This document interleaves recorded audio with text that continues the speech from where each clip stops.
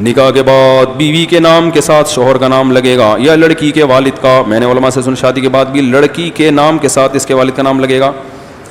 نسب تو تبدیل کرنا جائز نہیں ہے, شوہر کا نام بھی لگا سکتے ہیں, والد کا بھی, لیکن میرا خیال یہ ہے کہ چونکہ نسب باپ سے چلتا ہے, جائز ناجائز کی بات نہیں, جائز دونوں ہیں.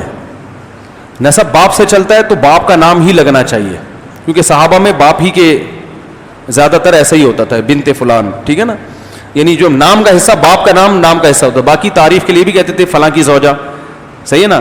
جب نبی کے پاس ایک خاتون آئی, نبی نے پوچھا صحابی سے کون آئی, انہوں نے فرمایا عبداللہ بن مسعود کی زوجہ.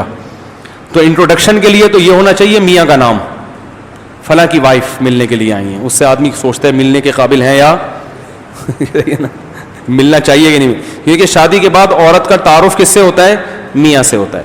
لیکن نسب کس کے, قوم کہاں سے چلے گی, باپ سے. تو نام کا جو جزو ہے نا وہ باپ کا نام ہونا چاہیے.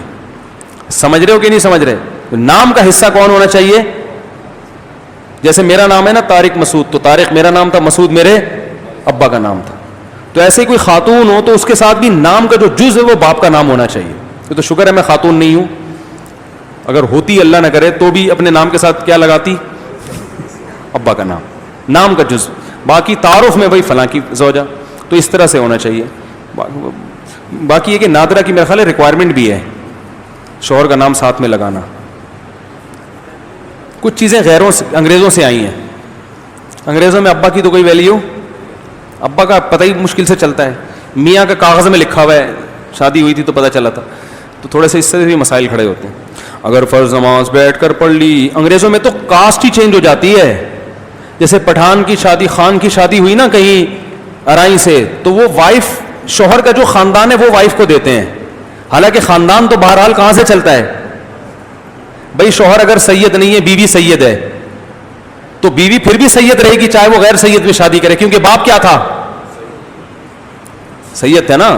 تو نسب کہاں سے چلتا ہے بھائی, باپ سے, کیونکہ بلڈ تو وہ ہے نا. اگر فرض نماز پڑھ بیٹھ, ہاں شریعت نے پھر میاں کو یہ پروٹوکول دیا کہ اولاد جو ہوگی اس عورت سے وہ تمہاری طرف منسوب ہوگی, ماں کی طرف منسوب.